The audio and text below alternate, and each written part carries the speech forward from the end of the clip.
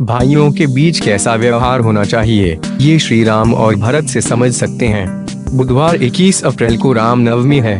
त्रेता युग में चैत्र मास के शुक्ल पक्ष की नवमी तिथि पर श्री राम ने कौशल्या और दशरथ के यहाँ जन्म लिया था। श्री राम का अपने तीनों भाइयों भरत, लक्ष्मण और शत्रुघ्न से निस्वार्थ प्रेम करते थे। तीनों भाई भी श्री राम के प्रति गहरी आस्था रखते थे।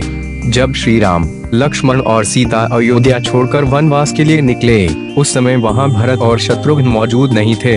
कुछ समय बाद जब भरत और शत्रुघ्न अयोध्या पहुंचे तो उन्हें पूरे घटनाक्रम की जानकारी मिली। उस समय तक राजा दशरथ का निधन हो चुका था। ये बातें सुनकर भरत अपनी माता कैकेयी से बहुत क्रोधित हो गए थे। भरत ने राजपाट स्वीकार करने से मना कर दिया और उन्होंने तय किया कि वे राम वापस अयोध्या लेकर आएंगे। भरत तुरंत ही श्री राम को खोजने के लिए अयोध्या से निकल पड़े। उनके साथ कौशल्या, कैकेयी और सुमित्रा भी थीं। साथ ही सभी मंत्री, अयोध्या के लोग भी भरत के साथ श्री राम को वापस बुलाने के लिए चल दिए।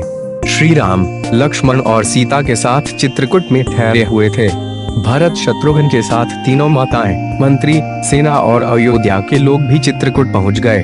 वहां सेना और अयोध्या के लोगों को रोककर भरत शत्रुघ्न श्री राम की कुटिया में पहुंचे। दोनों भाई राम के चरणों में गिर पड़े और वापस चलने के लिए निवेदन करने लगे। भरत शत्रुघ्न ने बताया कि पिता राजा का निधन हो चुका है। ये समाचार सुनकर श्री राम दुखी हो गए। भरत ने कहा कि आप तुरंत अयोध्या चलें और राजपाट संभालें।